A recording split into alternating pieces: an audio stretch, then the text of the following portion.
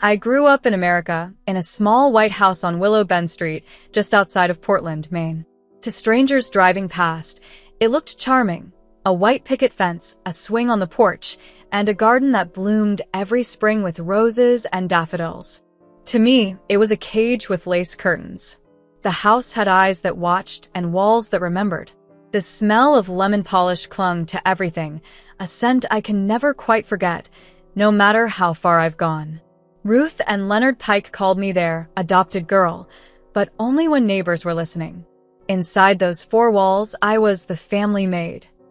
I learned that kindness in that house was a trick. It had conditions, hidden fine print that said, "You don't belong here." From the time I was old enough to hold a broom, I was working. Scrubbing floors before school. Washing dishes while Ruth watched television. Folding laundry until my hands went raw. Their two children, Abigail and Joel, were the stars of the family. Abigail, the golden-haired princess, always wore new dresses from the boutique downtown. Joel, the clever one, got a new bike every summer. They never lifted a finger. I was the one who packed their school lunches, polished their shoes, and made sure their homework was in their bags before they left for class. When I was done, I hurried to school, already exhausted, hoping no one noticed the bleach stains on my sleeves or the calluses on my hands. I remember once asking Ruth why I didn't have any baby pictures like Abigail and Joel. She smiled in that way that made her face look tight and cold. "You are special," she said. "You came to us later. You should be grateful." Leonard added from behind his newspaper, "We didn't have to take you, you know. We could have said no." I was 10 years old, and I learned that day what unwanted sounded like when it dressed itself as love. I am a woman now, and my name is Gloria Pike.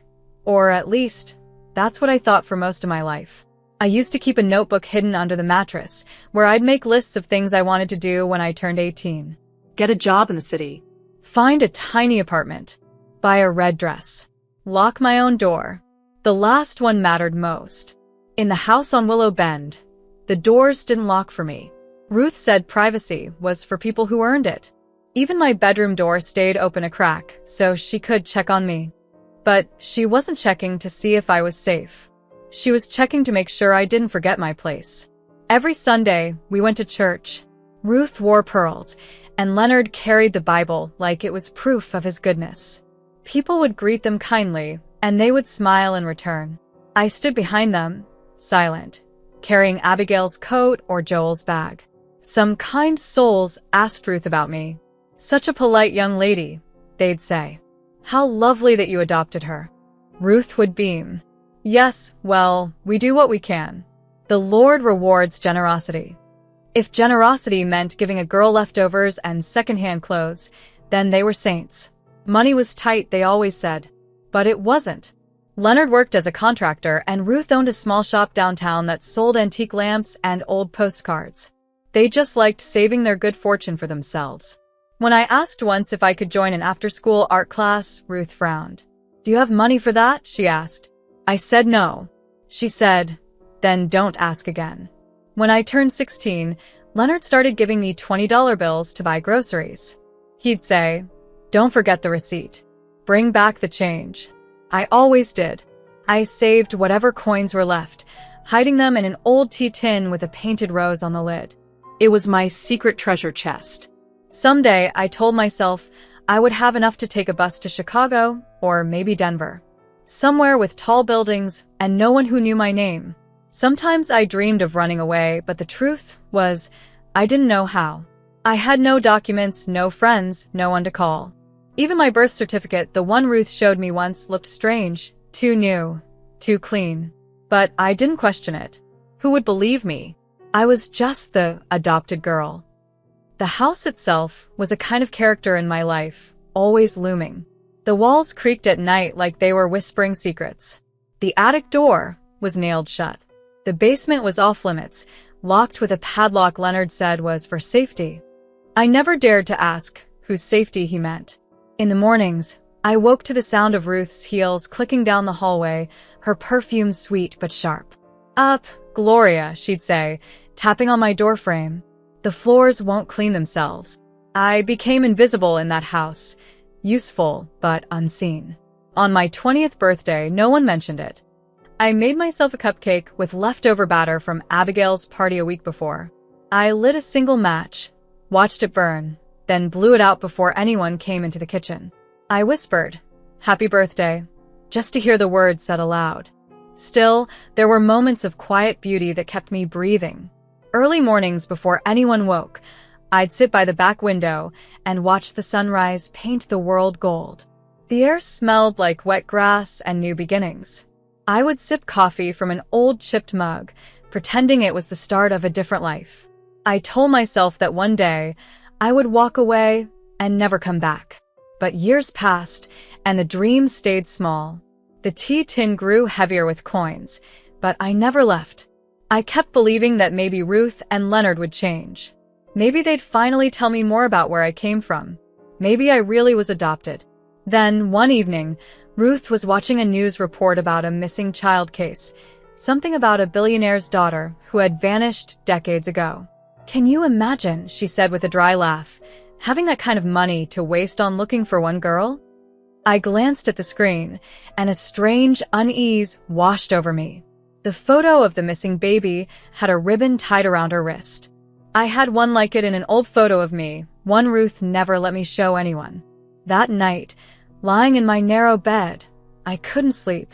The floor creaked above me, the wind pressed against the windows, and I wondered, for the first time, if everything I had been told was a lie. For 25 years, I believed I was adopted.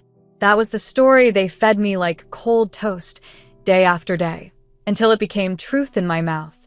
But sometimes, when the house was quiet and the world was still, I could feel a pulse beneath the silence, a whisper that said, "You don't belong here, because you belong somewhere else." I didn't yet know how right that whisper would be. I didn't know that my whole life was about to unravel, thread by thread. But looking back, I think the house on Willow Bend always knew. The day my grandfather Amos Pike was buried, the sky hung low and gray, the kind of gray that seems to press down on your chest. Portland was quiet that morning, except for the steady drizzle of rain tapping on the car windows as we drove to the church. Ruth sat beside me in her black dress and pearls, as still as a statue. Leonard drove without saying a word, the wipers scraping rhythmically against the windshield. Abigail and Joel whispered in the back seat, dressed in expensive black coats that didn't suit their laughter. I sat with my hands folded in my lap, trying to look the way Ruth wanted, somber, small, obedient. When we reached the church, the place was already crowded. Grandfather Amos had been a man everyone seemed to know, part-time carpenter, part-time drinker, full-time talker. To me, he was more a shadow than a person. He had never said much to me beyond a polite nod or the occasional, "You still working like a mule, girl?" Ruth used to say he didn't like me because I wasn't really family. "He knows blood," she'd say, "and you don't have it." I believed her for years. The smell of lilies filled the church, heavy and sweet. I took my usual place at the back, helping the ladies from the congregation serve coffee and cake. My black dress was one Ruth had outgrown years ago, too long in the sleeves, too tight at the waist. I kept my head down, focused on pouring coffee, pretending not to hear the soft gossip that swirled like smoke through the crowd. "The Pikes always put on a fine show," someone said. "Poor girl, though. Adopted children never quite fit in." I forced a smile, my hands trembling just enough to spill a few drops of coffee on the tablecloth. That was when I saw her. A woman stood across the room near the window, tall and graceful, her dark hair tucked neatly under a navy coat. She didn't look like anyone I'd ever seen around Portland. Her eyes, gray with a hint of green, met mine for only a second, but something about her look made my breath catch. She moved through the crowd with quiet purpose, her heels soft against the old wooden floor. When she reached me, she said gently, "You're Gloria, aren't you?" I nodded, too startled to speak. "My name's Elise Warren," she said. "I'd like to talk to you, just for a moment." I looked toward Ruth. She was busy greeting guests, laughing too loudly for a widow at a funeral. I nodded again. Elise led me toward the far corner of the church, near a stained glass window that painted her face in shards of blue and gold light. Outside, the rain had stopped, but the clouds still hovered like heavy curtains. "I know this must sound strange," she said softly, her voice calm and careful. "But I need you to listen to me. It's about who you are." A nervous laugh escaped me. "Who am I? I think I've got that part figured out. I'm the Pikes." Her eyes held mine. "You were not adopted, Gloria." The air seemed to drain from the room. The hum of voices faded until I could only hear my own heartbeat pounding in my ears. "What?" I whispered. "You were kidnapped." For a moment, I thought I misheard her. The word kidnapped sounded foreign, something that belonged in news reports or TV dramas, not in my ordinary, colorless life. I stared at her, unable to move. Elise reached into her bag, pulled out her phone, and tapped the screen. "I'm with a private investigation firm," she said quietly. "We've been working with the Whitmore family for years. We believe you're their daughter, the one who disappeared 25 years ago." She turned the phone toward me. On the screen was a news clip, the kind you'd expect to see on the evening report, a headline that read $300 million reward for missing Whitmore heiress. The anchor's voice echoed faintly from the tiny speaker. "Arthur and Eleanor Whitmore continue to offer a record-breaking reward for information leading to the safe return of their daughter, who was abducted as an infant from a hospital in New York City." I couldn't look away. Then Elise swiped to another image, an old photo of a baby with dark hair and a small ribbon tied around her wrist. My throat closed up. I'd seen that ribbon before, in a photo Ruth kept locked away in her jewelry box. She once caught me looking at it and slapped my hand so hard it left a mark. "That's not for you," she'd hissed. "That's family." Elise's voice was steady. "We compared birth records, DNA samples, and hospital logs. There's a scar under your chin, right?" I touched it without thinking, a tiny crescent that I'd had for as long as I could remember. She nodded. "You got that from a fall in the hospital nursery. It's in the medical report." I felt dizzy. The room tilted slightly. "No," I said weakly. "No, that can't be true. Ruth and Leonard, they said, they lied." Elise said, not cruelly, just firmly. "Your real parents never stopped searching for you. They never gave up." My hands began to shake so badly that the paper cups I still held rattled together. "I don't understand. Why would they take me?" Elise hesitated. Money. Revenge. There were people who resented Arthur Whitmore's success. We're still piecing together the motives, but it's clear Ruth and Leonard weren't your saviors. They were your captors. I backed against the wall, the stained glass colors swirling around me like a fever dream. My mind felt split in two, half of me standing there, the other watching from somewhere far away. "My parents," the words stumbled out, fragile as paper. "They're alive?" "Yes," Elise said. "And they've been waiting for this moment for 25 years. Something inside me cracked open. For as long as I could remember, I'd believed I didn't belong, but I never imagined the truth would be this big, this cruel, this real. "I want to meet them," I said. My voice surprised me. It didn't tremble. It sounded sure, determined. Elise smiled, just slightly. "I thought you might say that." She pulled out her phone again and stepped aside, speaking in a low voice I couldn't make out. All I caught were fragments, my name, the address, and two words that made my skin prickle: "Come now." The church doors opened then, letting in a gust of cold air. I stood frozen, staring at the polished floorboards, trying to understand what was happening. Around me, the funeral went on as if nothing had changed. Ruth was still laughing too loudly, Leonard was still pretending to mourn, and the guests were still talking about the weather and condolences. But something had shifted in the world, something vast and irreversible. Elise touched my arm. "We need to leave soon," she said quietly. "They're already on their way." "Who?" I asked. She looked at me with eyes full of both sorrow and promise. "Your parents, Gloria. The Whitmores. They're coming to bring you home." And just like that, the house on Willow Bend, the years of servitude, the lies that built my life, all of it began to crumble, quietly, beautifully, into dust. When I returned to the house on Willow Bend that night, the rain had stopped, but the air felt strange, thick and restless, as if the whole world knew something was about to change. I had spent the afternoon at the church, watching the truth rip open the only story I'd ever known. Now I was walking back into a lie, knowing it would be the last time I crossed that threshold. The porch light flickered above me, the same way it always did. I hesitated at the door, feeling the weight of the key in my hand. For 25 years, that key had been my prison pass. It opened every room, but freedom. I stepped inside, closing the door behind me softly. The familiar scent of lemon cleaner hit me, and for a second, I almost lost my resolve.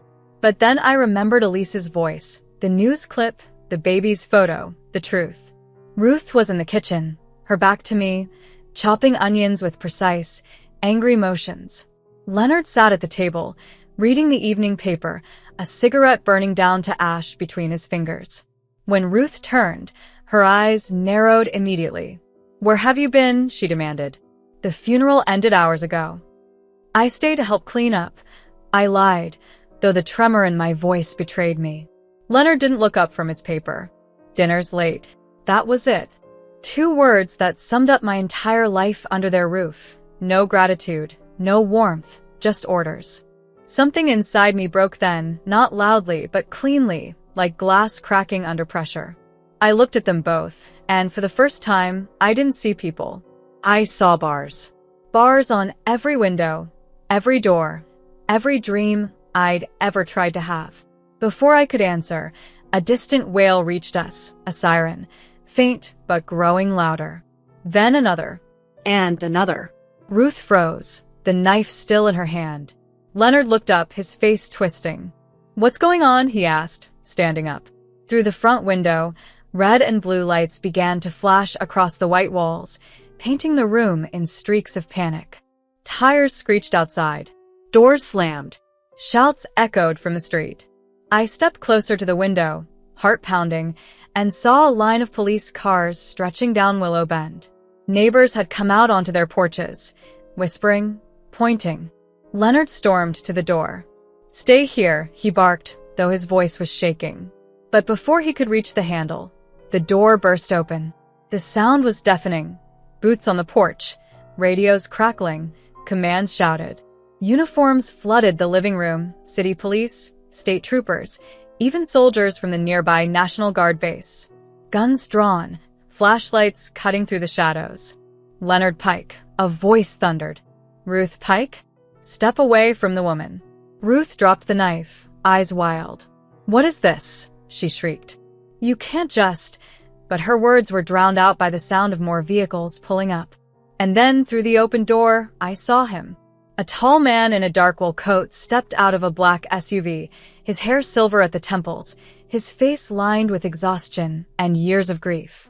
Beside him was a woman, elegant and trembling, holding onto his arm like it was the only thing keeping her upright. They walked through the flashing lights and stopped at the doorway. The man's voice was steady, but it carried through the chaos like thunder. "Where is my daughter?" Ruth went pale. Leonard's mouth opened, but no sound came out. The police officer nearest them stepped aside. I was still standing near the kitchen, frozen between 2 lives. The man's eyes found mine. For a heartbeat, the world went silent. He dropped his coat, like it suddenly weighed 1,000 pounds, and moved toward me.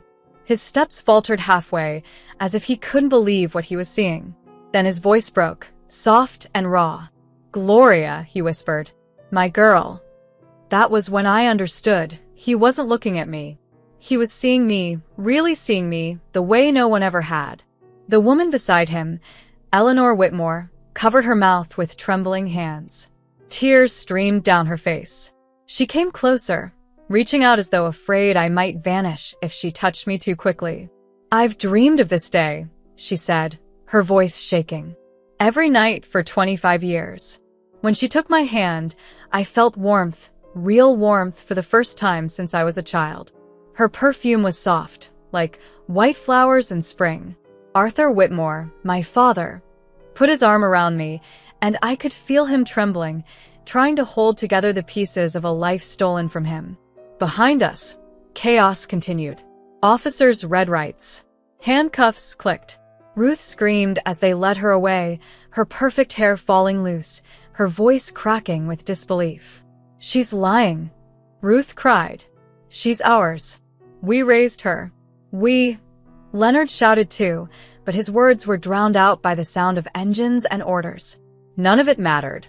The truth had been found, written in records, confirmed in DNA. The lie they'd built was collapsing under its own weight. Elise Warren appeared at the door, her navy coat glistening with rain. She gave me a small nod, the same calm, steady gesture that had started all of this. "It's over," she said quietly. "You're safe now." I didn't know how to answer. My heart felt too full of pain, relief, disbelief. The world was too bright, too loud. The floorboards under my feet seemed to hum with the ghosts of my old life.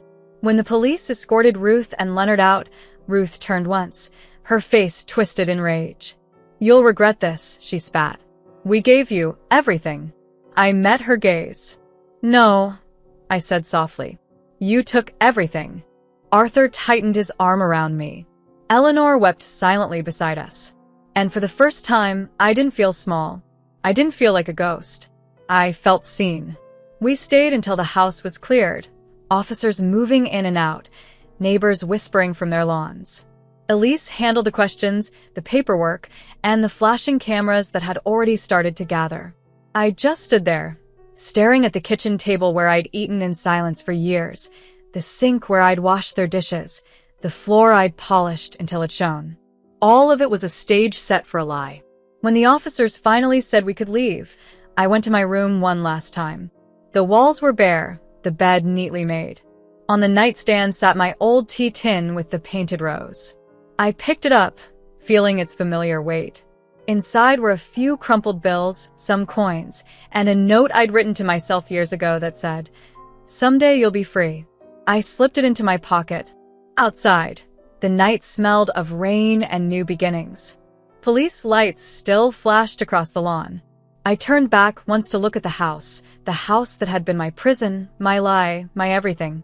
The porch light flickered again, one last time, before going dark. When I stepped into the waiting car between my real parents, I felt the lock click from the outside, not the inside. For the first time in my life, the lock wasn't holding me in. It was setting me free. The days that followed felt like walking through a dream, one where the air was lighter, and I could finally breathe without fear. The first night after leaving the house on Willow Bend, I stayed in a quiet hotel room in Seattle, surrounded by people who spoke softly and treated me like someone fragile, someone real. Elise was there along with officers and family lawyers. My parents, Arthur and Eleanor Whitmore, stayed in the room next to mine. I could hear their voices through the wall late that night, a mix of laughter and tears. It was strange and beautiful all at once. We spent 3 days in Seattle while the investigation wrapped up. Every hour brought new discoveries, birth records, fingerprints, DNA confirmation. There was no doubt left. I was Gloria Whitmore, the daughter who had been stolen and hidden in plain sight. When we finally flew to Washington, D.C., where my parents had lived when the search began, it felt like stepping into a photograph that had been waiting to be colored in. The Whitmore estate was grand but warm, filled with books, music, and the scent of lemon cake, Eleanor's favorite. I didn't know how to exist there at first. I kept my shoes lined up neatly by the door, waited for permission to speak, and offered to do the dishes until Eleanor gently took the sponge from my hand and said, "You don't have to earn your place here, darling. It's already yours." Those words cracked something open inside me. The legal case moved quickly. The proof was overwhelming, and the story became national news. Cameras gathered outside the courthouse, their flashes lighting up the marble steps. Reporters called me the stolen heiress, a name that didn't fit, but one I learned to accept. When I testified, I told the truth, not with anger, but with calm clarity. I spoke about the years of labor, the loneliness, the lies. The courtroom was silent except for the scratching of pens. Ruth and Leonard sat at the defense table, both pale and shaking. For once, they had no power, no control. The judge's voice was steady when he read the sentence, life imprisonment without the chance of parole. I didn't cheer. I didn't cry. I just felt something inside me lift, a heavy weight that I had carried for too long. Forgiveness didn't come, but peace did, slow and quiet. After the trial, Arthur called a family meeting in the garden behind the DC home. The sun was soft that afternoon, turning the flowers gold. "We want to do something with the reward money," he said. "Something in your name, Gloria." I thought for a long time before I answered. "Let's help girls who don't have doors they can lock," I said. "Girls who need someone to believe them." That's how the Willow Fund was born, with an initial donation of $25 million. Arthur said the name was perfect because even trees that bend can keep their roots. In the months that followed, my life began to find shape again. Eleanor and I started small rituals: morning coffee on the porch, walks through the garden, long talks at night about everything we'd missed. Arthur showed me the study where he'd kept every newspaper clipping, every lead, every photo from the investigation. On one wall hung a map covered in red pins marking every false sighting over the years. "We never stopped looking," he told me quietly. "Not for a single day." Eventually, I decided to start fresh somewhere of my own. With $480,000, I bought a small house outside Boston, a 3-room cottage with a blue door and a wraparound porch. I painted the door myself, leaving the brush strokes visible so I'd remember the work was mine. In the kitchen, I framed the old tea tin with a painted rose from my years in captivity. It hangs above the sink now, a symbol of survival, of what I endured and overcame. Sometimes I get letters from friends in London, talking about their lives and prices written in pound, reminding me that the world is wide and I can go anywhere. "Visit soon," they write. I always reply, "Maybe one day." Because for now, I am content here. Every morning, my mother calls just to ask how I slept. My father visits on weekends, bringing fresh flowers and a joke about how I still can't make coffee as strong as his. Every time he leaves, he hugs me tight and whispers, "Where's my daughter?" And I always answer with a smile, "Right here." At night, I sit on my porch swing and listen to the crickets, the rustle of leaves, the steady heartbeat of a life that is finally mine. The stars above Massachusetts look different than the ones I used to see through the small window on Willow Bend. Maybe they're not brighter, but now I know they belong to me too. I am Gloria Whitmore. I was lost and now I am found. This is my home. This is my name. This is America.